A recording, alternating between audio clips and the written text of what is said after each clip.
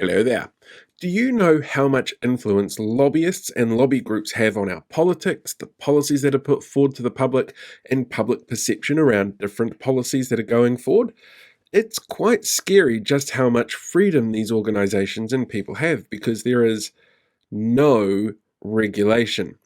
But you can learn a little bit more about it with my latest podcast on the Public Gallery, which is where we look into lobby groups and get some ideas around public perception on them. So you can just follow that into my YouTube link or wherever you download podcasts, just type in Paul. The other one, when it comes to lobbyists though and lobby groups, I think I need to do something a little bit different to explain exactly how bad they are. I think we need to go on a field trip.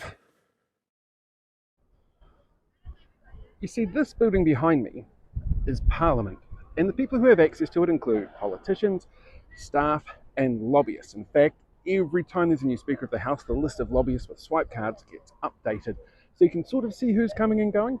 The interesting thing, though, about lobbyists is they don't really have to tell us shit. There is no reporting in place compulsorily about what they're doing, who they're talking to, where they spend their time, and where they spend their money.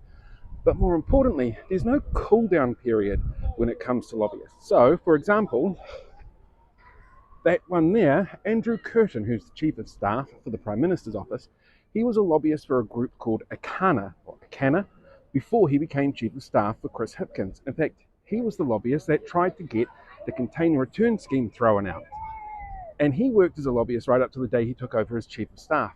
And before that, before he was a lobbyist, he was in Jacinda Ardern's election campaign.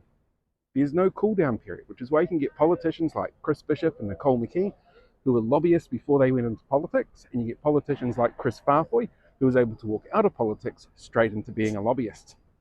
These laws are really scary because there is no way of tracking who's doing what, and there is no way of keeping people accountable. And we don't know how much influence they actually have.